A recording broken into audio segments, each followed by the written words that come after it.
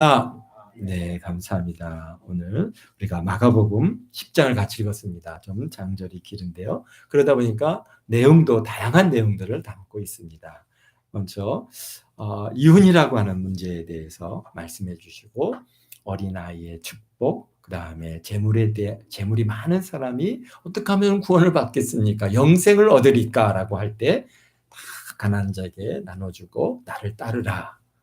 사실 그렇습니다. 무엇을 해야 내가 구원을 무엇을 해서 구원받을 수 있는 게 뭐가 있겠습니까? 그러니까 예수님께서는 너가 계명을 다 지켰느냐? 다 지켰습니다.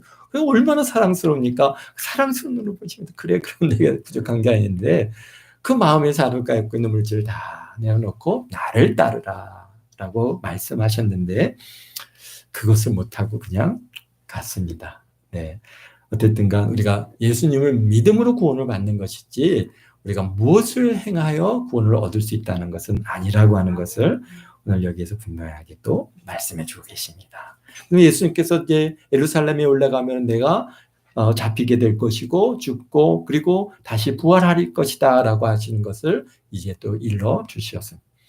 또 그 다음에 야고보와 요한이 와서 주께서 영광 중에 영광스러운 자리에 앉으실 때 나를 갖다가 우편에 좌편에 앉게 해달라 하는 이 일로 인해서 또 10명의 다른 제자들과 아주 많은 그러한 논쟁이 있게 되면서 우리 예수님께서 말씀하시지 않습니까? 으뜸이 되고자 하냐 그러면은 종이 되라.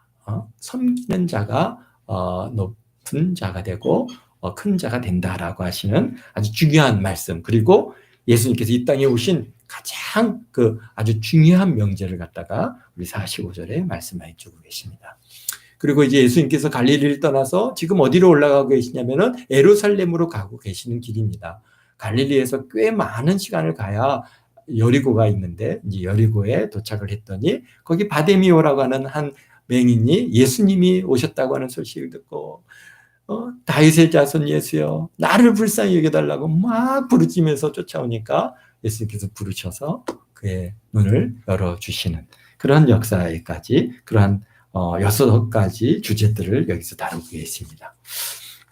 그렇습니다. 오늘 우리가 마가복음 10장을 갖다가 우리가 함께 읽었는데요. 마가복음 10장은 이러한 다양한 주제를 기록하고 있습니다. 마가복음을 읽으면서 근데 꼭 기억해야 될 것은 마가복음을 기록하신 하나님의 뜻과 목적이 무엇인가라고 하는 것입니다. 그래서 우리가 성경을 갖다가 이렇게 읽어가면은 그냥 막 읽으면은 그냥 계속 뭔가 그냥 새로운 주제들이 자꾸 나오니까 막 거기에 이렇게 이제 끌려가다 보면은 그 마가복음에 하나님께서 기록하시면서 우리에게 주시고자 하는 그 아주 중요한 메시지를 갖다 놓칠 때가 있습니다. 그런데 마가복음서를 갖다 읽는 사람들이 주로 누구냐면은 바로 이방인들입니다. 마태복음은 유대인들을 갖다 대상으로 기록해 복음서이다 보니까 굉장히 구약 성경을 갖다가 많이 이용하고 구약 성경에 대한 기본적인 이해를 갖다가 바탕하여서 마가복음을 기록하고 있기 때문에 어떤 면에서는 굉장히 어렵기도 한 것이 마태복음인데요. 그런 반면에 마가복음은 이방인들을 갖다가 향해서 기록하신 내용이다 보니까 거의 구약을 갖다가 인용하지 않습니다. 오히려 구약의 내용들을 갖다 인용하려면은 막 거기에서 설명까지 해주십니다. 유대인들은 원래 손을 갖다 잘 씻는다는 이런 그들은 여러 가지 오히려 설명을 옆에다 붙여주시는 것들을 우리가 보게 되는데요. 그만큼 마가복음은 그런 우리에게서 뭘 갖다가 우리에게 주고자 하시는 겁니까? 마가복음은 바로 마가복음 1장 1절의 말씀 하나님의 아들 예수 그리스도의 복음의 시작이라고 하는 그 대주제와 명제를 이제 우리 이방인들이 읽음으로써 그래 이게 바로 복음이구나. 이게 바로 예수 그리스도 하나님의 아들 예수 그리스도 그분의 복음이구나. 그래서 그 복음이라고 하는 것을 갖다가 우리가 읽음으로써 우리로 하여금 거기서 예수님은 그리스도시다라고 하는 것을 만날 수 있도록 그렇게 기록하고 있는 것입니다. 그래서 오늘 첫 주제 결혼과 이혼에 대해 결혼과 이혼에 대한 그런 이해도 복음을 이해하는데 중요한 내용이기 때문에 여기에 지금 기록하고 있습니다. 지금 예수님께서 죽으러 올라가시는 이 중요한 마당에 얼마 안 가면 이제 곧 예루살렘에 도착하시는데, 그러니까 지금 11장에 보면 이제 예루살렘에 도착하시는 과정인데요. 그런데 10장에서 이혼과 결혼에 대한 부분을 갖다가 이렇게 왜 다루셨을까라고 하는 것이죠. 근데 10장은 이제 예수님께서 갈릴리 지역에서 복음을 전파를 마치시고, 그러니까 3년 반의 공생애를 갖다가 거의 마치시고 이제 예루살렘으로 올라가서 그 십자가에서 죽으시는 그런 대속이라고 하는 큰 사건을 앞에 두고 있는 그런 시기입니다. 이런 시기에 사람들의 결혼과 이혼에 대한 말씀을 하시면은 그 혼인이라는 것이 복음에 있어서, 복음을 또 이해하는 데 있어서 아주 중요한 힌트를 우리에게 주고 있기 때문인 것입니다. 우리의 혼인도 중요하지만은 앞으로 세워질 교회와 예수님과의 관계가 무엇인가를 분명하게 보여주시는 것입니다. 그래서 그것은 곧 복음이고 복음의 시작이라는 것입니다. 1절에 보겠습니다. 1절에 보니까 예수님께서 거기를 떠나사 유대 지경과 요단강 건너편으로 가시니, 지금 이제 갈릴리를 떠나서 유대 지경으로 들어섰습니다. 유대 지경으로 들어서서 거기에 이제 요단 건너편으로 가시니 우리가 다시 모여들거늘 예수께서 다시 전례대로 가르치시더니, 전례대로 가르치셨다는 얘기는 뭐예요? 안식일에 들어가셔서 회당에서 가르치시는 일을 하는 게 전례대로 그렇게 가르치시는 겁니다. 그래서 회당에 들어가서 이제 가르치시는 거죠. 그런데 바리새인들, 그러니까 거기에 바리새인들과 있고 서기관들이 있습니다. 예수님께 나와서 그를 시험하여 묻되 사람이 아내를 버리는 것이 옳으니까. 근데 여기서 보니까 시험하여 묻되라고 얘기합니다. 사람이 아내를 버리는 것이 옳습니까? 라고 하는 물음이 어떻다는 거예요? 시험이라는 겁니다. 바리새인들의 묻기는 사람이 아내를 버리는 게 옳습니까? 근데 당시 유대인 사회는요, 남성 위주의 삶입니다. 여성들의 권리가 매우 적었습니다. 심지어는 뭐 없었다고 해도 큰 상관이 없을 정도로 거기에 그 당시에 여성들을 갖다가 내어쫓는, 여기 지금 버리는 방법 중에 버리는 원인이 우리도 전에 얘기했죠. 4가지가 있는데, 그러니까 우리는 조선시대 때 우리는 7가지였지 않습니까? 7거지약이라고 하는 게 있었는데 여기는 4가지가 있었습니다. 유대인들에요. 뭐가 있었어요? 아내가 알지 못하는 남자와 대화하는 것을 딱 보면은 너 나가! 그러면 나가야 되는 거예요. 잘 심각하죠? 또 남편이 밖에 나가서 양을 치다가 개에 물려가지고 집에 들어왔는데, 내가 개에 물렸고 동물에 물렸다고 하면 아내가 와갖고 빨리 치료해줘야 되는데, 그런데 치료해주지 않으면은 당신 나가! 그러면 나가야 되는 거예요. 그 다음에 또 뭐예요? 음식물을 태웠어요. 이런 일은 뭐 우리가 순간 잘못하면 태울 수 있는 거죠. 근데 음식물 태웠다고 당신 나가! 그럼 나가야 되는 겁니다. 그런 지금 유대인 예수님 그 시대 때의 여성들이 지금 다 하고 있는 일들이 그렇습니다. 그 다음에 더 황당한 게 있죠. 4번째는요. 진짜 황당합니다. 뭡니까? 다른 아내보다 매력이 없을 때 당신 매력이 없네? 당신 나가! 그러면은 나가야 되는 거예요. 이런 게 어디 있어요. 그런데 그랬어요. 그러니까 그렇게 사람들이 정말 못됐죠. 남자들이 참 못되고, 그러니까 어떻게 했어요? 이혼 증서를 써서 이제 내보내라고 하시는 이 말씀을 갖다 모세 선지자를 통해서 주셨는데요. 그러면 정말 말이 안 됩니다. 이만큼 남성들이 오만했고 여성들은 약자였어요. 오직 했으면 사람을 셀 때 여성들과 아이들을 빼고 남자들만 숫자를 셌겠습니까? 그러니까요. 이게 그 시대에 우리가 안 태어난 것만 해도 참 감사한 일이죠. 그런데 이게 왜 시험하여 물었을까요? 이게 왜 시험이 될까요?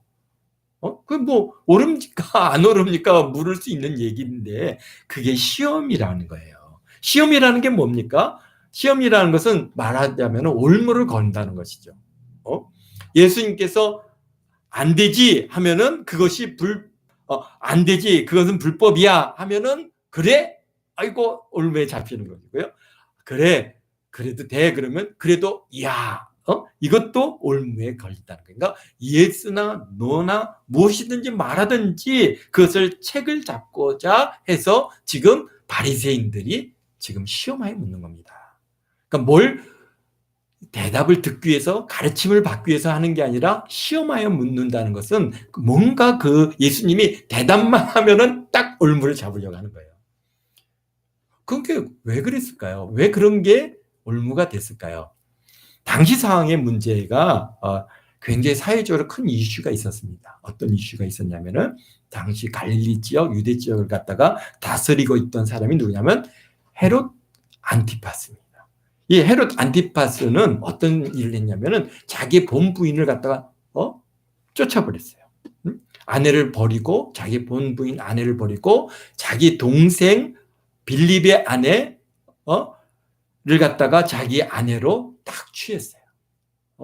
헤로디아를 갖다 자기 아내를 취했어요. 그래서 이게 유대 사회에서 사실 이게 있을 수 없는 일이거든요. 더구나 이제 왕은 어떻게 했어요? 정당한 이유가 아니고는 아내를 갖다가 내보낼 수 없는데 그 아내를 갖다가 버렸단 말이죠. 그러니까 무슨 일이 있었습니까? 세례 요한이 헤롯 왕에 향해서 당신 본부인을 버리고 동생의 아내를 취하는 것은 그것은 옳지 못합니다 라고 지적을 했어요. 그랬더니 어떻게 됐습니까? 헤롯 왕이 저놈을 잡아라 그래갖고 세례 요한을 갖다가 잡아서 옥에 가뒀잖아요. 그런데 세례 요한은 선지자인 줄 알았기 때문에 쉽게 죽일 수가 없었어요. 그러나 헤로디아가 그 딸내미를 갖다 이용해서 이제 큰 잔치를 벌리고 그리고 그날 세례 요한의 목을 달라 그래서 결국은 세례 요한의 목이 매임을 당하는 세례 요한이 순교하는 그러한 사건이 바로 뭐예요? 결혼을 했는데 아내를 갖다가 버리는 거 옳지 않다라고 얘기 딱 한마디 했다가 잡혀 들어가면서 죽임을 당한 거예요. 그러니까 지금 이 바리새인들이 당연히 예수님께서 뭐라고 얘기하실 것을 알아요. 그거 옳은 일이 아니다라고 얘기할 것을 그들이 알고 어떻게 합니까? 지금 올무를 와서 묻는 거예요. 근데 그것을 예수님께서 아셨겠어요? 모르셨겠어요? 아셨죠. 그러니까 예수님께서 그거 안 돼. 어떻게 아내를 그것은 하나님의 뜻에 맞지 않는 거야. 아내를 버리면 안 돼. 라고 얘기하면은 바로 어디로 쫓아가는 거예요.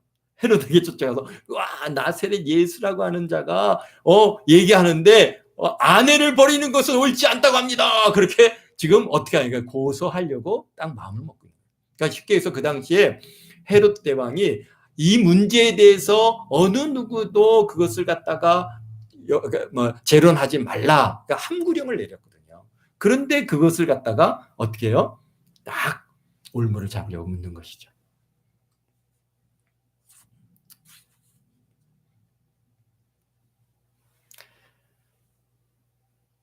정말 사악한 질문입니다. 그런데 그런 의도를 아신 예수님께서 뭐라고 말씀하십니까? 3절입니다. 대답하여 이르시되 모세가 어떻게 너에게 명하였느냐라고. 그러니까 모세가 너에게 어떻게 명했느냐? 예수님께서 안 된다, 된다. 만약에 된다라고 얘기했다면은 어떻게 했어요? 하나님의 율법을 폐하고 약한 여성들을 생각하지 않는 자로 그렇게 낙인을 찍어서 예수님을 갖다가 어떻게 해요? 뭡니까? 선지자도 아니고 의론자도 아니고 정말 약한 자를 갖다가 어렵고 힘든 자들을 돌아보는 그런 사람이 아니다라고 그렇게 예수님을 몰아가려고 했던 건데, 근데 예수님께서는 아시고 모세가 어떻게 너에게 명하였느냐? 그러니까 4절입니다. 이르되 모세는 이혼 증서를 써 주어 버리기를 허락하였나이다. 지금 버리기로 우리 한번 찾아볼까요? 우리 신명기 24장 1절에서부터 1절 3절 말씀인데요. 신명기 24장. 제가 읽겠습니다. 신명기 24장 1절입니다. 사람이 아내를 맞이하여 데려온 후에 그에게 수치된 일이 있음을 발견하고 그를 기뻐하지 아니하면 이혼 증서를 써서 그의 손에 주고 그를 자기 집에 내보낼 것이요. 그 여자는 그의 집에서 나가서 다른 사람의 아내가 되려니와 그렇게 말씀합니다. 그러니까 여기서 이혼 증서를 써서 그의 손에 주어서 그를 자기 집에서 내보내라 라고 말씀하셨지 버리라고 얘기하신 것이 아닌데 이들은요 그것을 마치 버려라 라고 하는 것처럼 그렇게 그런 뜻으로 지금 이해를 하고 있습니다. 그러니까 쉽게 얘기해서 그 당시에 얼마나 여성들을 갖다 무시하고 여성들을 갖다가 막 천대했는지를 우리가 그 언어 속에서도 담겨 있는 걸 알 수 있습니다. 집에서 내어보내라. 왜 그러냐? 그러니까 예수님께서 그 이유에 대해서 이제 설명을 하십니다. 5절에 예수님께서 그들에게 이르시되 너희 마음이 완악함으로 말미암아 이 명령을 기록하였거니와 창조 때로부터 사람을 남자와 여자로 지으셨으니 그러므로 사람이 그 부모를 떠나서 그들이 한 몸이 될지니라. 이러한즉 이제 둘이 아니요 한 몸이니라. 아멘. 그렇습니다.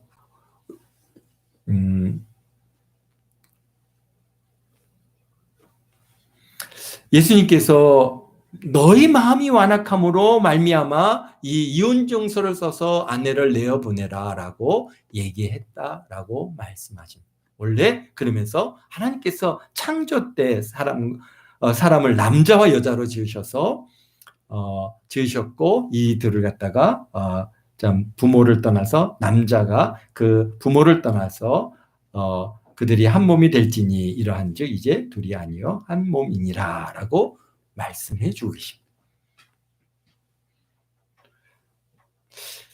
정말 이 말씀은 굉장히 놀라운 말씀인데요. 왜 그러냐면은 당시의 서기관이나 바리새인들에게 들을 수 없는 그러한 가르침인데 그것이 왜 그렇습니까? 바로 예수님께서 하나님의 마음을 아시고 그 명령을 기록한 이유를 말씀하고 계십니다.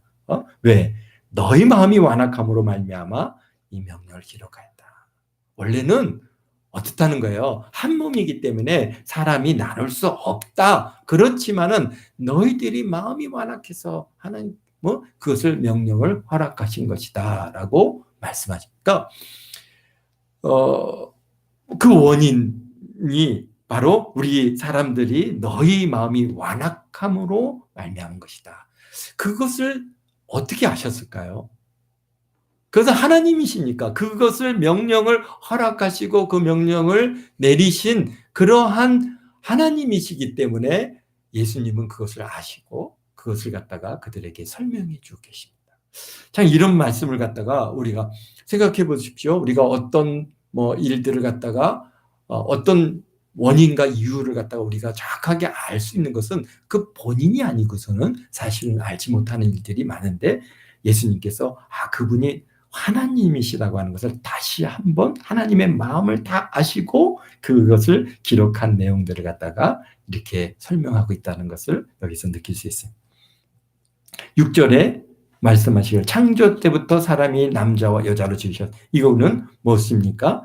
바로 창세기 1장 27절 말씀인데요. 27절과 2장 24절 말씀을 갖다가 이렇게 간략하게 축약해서 지금 인용하고 계신데 한번 우리 읽어보죠. 창세기 1장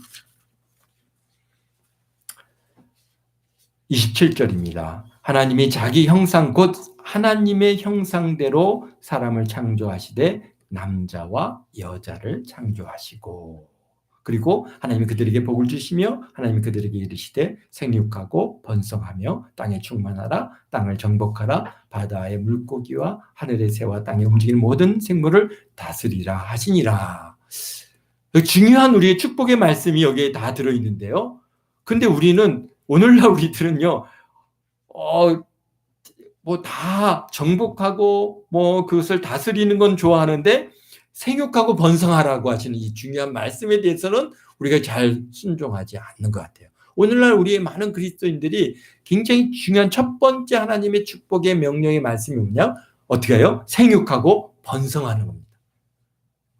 그런데 자녀들을 갖다가 영 낳지 않으려고 자꾸 하는 이런 것들이 세상 사람들은 안 낳더라도 우리 예수 믿는 사람들은 자녀를 많이 낳아야 됩니다.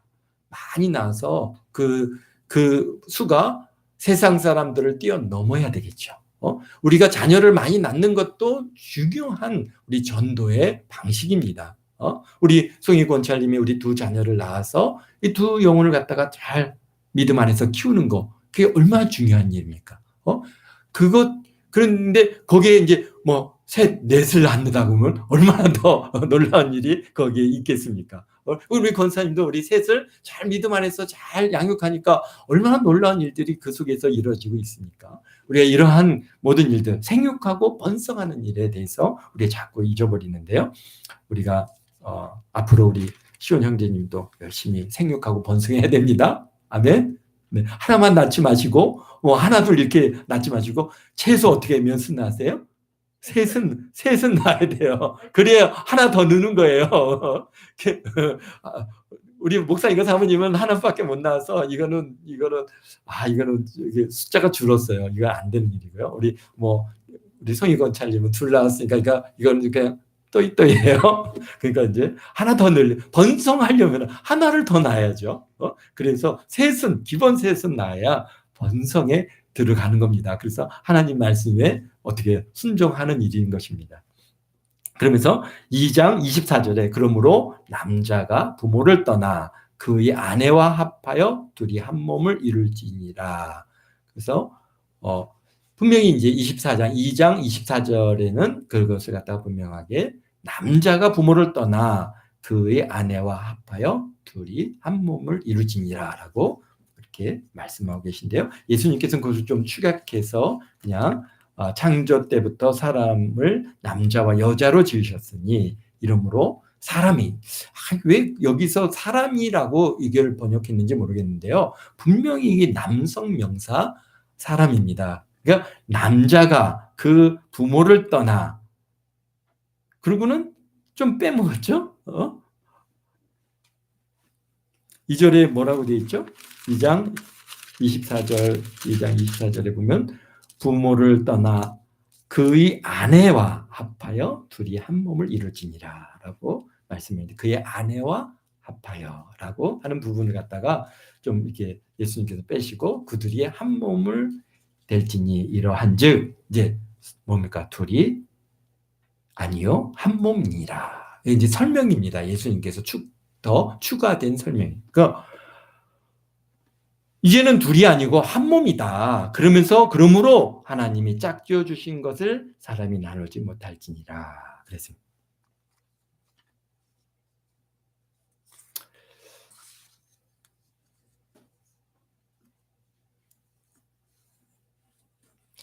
근데 이 말씀에 분명한 복음적인 의미가 담겨 있는데 사실 그 복음의 시작에 대한 부분이거든요. 이걸 복음이라고 하는 관점에서 우리가 어떻게 우리가 이해를 해야 되는가?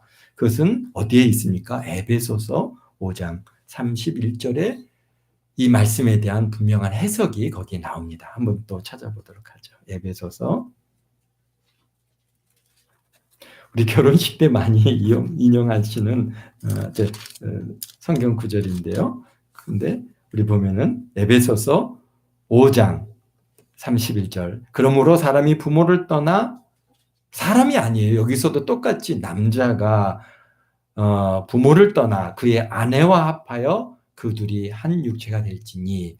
왜 그러냐면요. 요즘에 자꾸 이게 이제 사람으로 그냥 해석을 해가지고 뭐 남자이든지 여자이든지 동성 부부에 대한 것을 갖다가 자꾸 이 성경을 갖다가 인용해서 이게 남자든 여자든 이게 뭐 사람이라고 하지 않았느냐? 사람이 부모를 떠나서 아내와 합하여 그게 그 아내가 남성일 수도 있고 여성일 수도 있다. 막 이런 식으로 계속해서 우리 이 동성애자들이 성경 말씀을 갖다가 이게 지금 막 자꾸 비틀고 있는 부분이기 때문에 우리가 보면은 헬라어에는 분명하게 남자가 부모를 떠나 아내와 합하여 그들이 한 육체가 될지니.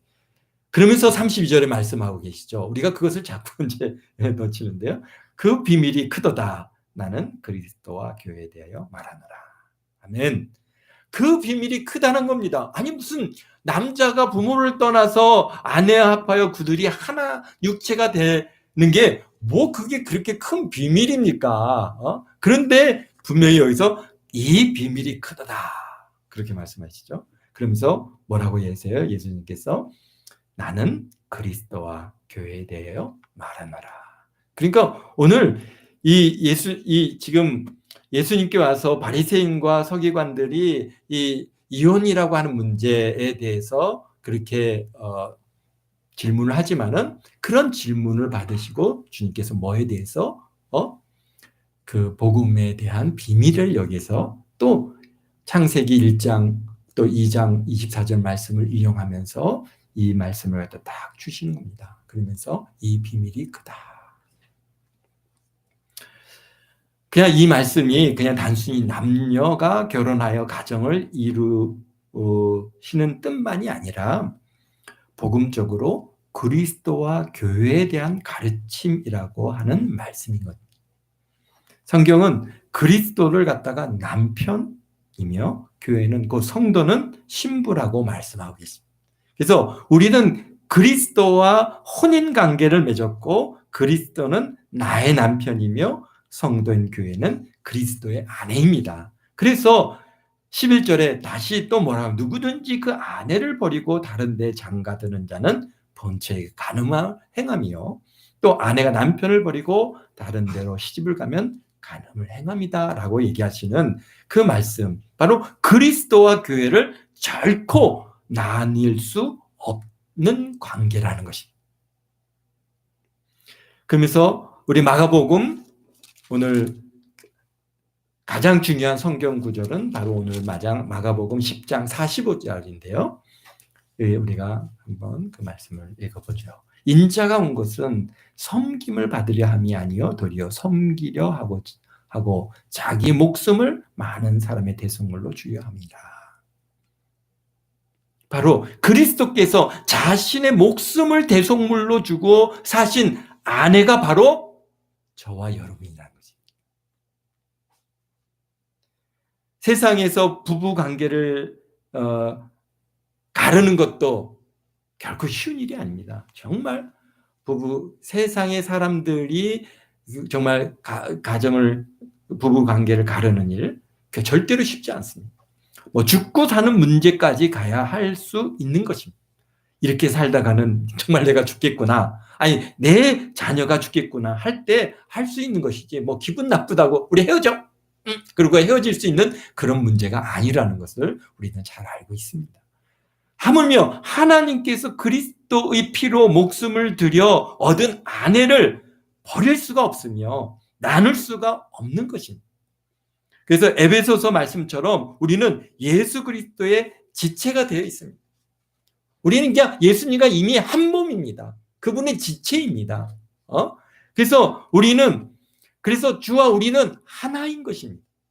그러기에 다른 남편, 다른 아내를 얻는 것은 그래서 간음이라는 것이죠. 그래서 예수님께서 나의 신랑인데 내가 그 예수님을 버리고 다른 우상을 따라가는 것, 그것은 간음인 것입니다. 하나님께서는 결단코 용납될 수 없는, 정말 그대로 시기하고 질투하시는 하나님이 되셔서 여러분을 어떻게 하든지 주께로 돌아오게 하실 것입니다. 바로 복음의 시작은 그분께서, 예수님께서 저와 여러분 또 많은 사람들을 위해서, 굉장히 중요하죠, 모든 사람들을 위하여 대속물로 주셨다라고 얘기하고 계시지 않습니까? 어떻다고요? 오늘 45절에 보면 많은 사람들이 예수님께서 십자가에 못 박혀 죽으심으로써 온 인류의 죄를 다 대속했지만은, 그러나 사실 그분은 뭡니까? 많은 사람의 대속물로 주셨습니다. 모든 사람의 대속물로 주신 것이 아닙니다. 그거 누구예요? 많은 사람들이 누구예요? 바로 예수 그리스도를 믿고 구원받은 바로 저와 여러분들, 그리스도인들을 위해서 대속물로 주신 것입니다. 그러므로 어떻습니까? 저희 여러분은 예수님의 신부입니다. 예수님은 나의 신랑입니다. 그 관계를 누구도 그것을 끊을 수가 없는 것입니다. 그것이 바로 여기 복음의 시작인 것입니다. 우리가 부부의 사이의 관계를 통해서 하나님과 나의 관계가 어떤 관계이고 예수님과 나의 관계가 어떤 관계인가를 갖다가 명확하게 우리로 알려주신 것입니다. 다른 여자에게 눈이 돌아가? 어떻게 이럴 수가 있어? 여러분들 생각해 보십시오. 내 남편이 다른 여자를 본다. 어떻게 여러분 가만히 있겠습니까? 가만히 안 있죠. 또 내 아내가 다른 남자를 갖다가 쫓아간다. 야, 그래 잘 가. 이건 부부 관계가 아니죠. 가만히 있을 수가 없는 거예요. 이거는 바로 우리가 예수님께서 우리와의 관계가 그렇다. 그게 우리가 만약에 예수님을 믿는 우리 그리스도인들이 하나님을 버리고 예수님을 버리고 다른 신을 우상 숭배를 하면은 우리 하나님께서는요, 그 시기 질투의 하나님이라고 얘기하시잖아요. 그 속에서 거기서 우리가 그 분명한 하나님의 마음을, 우리를 향한 그분의 사랑하는 마음을 우리가 거기서 발견하는 게 질투의 하나님이에요. 그냥 하나님 아니에요. 질투의 하나님이에요. 여러분들이 다른 신을 쫓고 다른 우상을 쫓아가면요, 우리 하나님께서는 막 질투가 막 불같이 일어나서 그냥 여러분들 갖다 가만 안 두시는 거예요. 어떻게 내 아내로 그냥 돌아오게끔 그냥 절대로 난 너를 버릴 수 없다. 내가 너를 사랑한다. 너 다른 데 가지 마라. 그리고 여러분들을 잡으시는데요. 방법은 뭐겠어요? 시험이고 환난 앞에 그냥 던져 놓으시는 것이죠.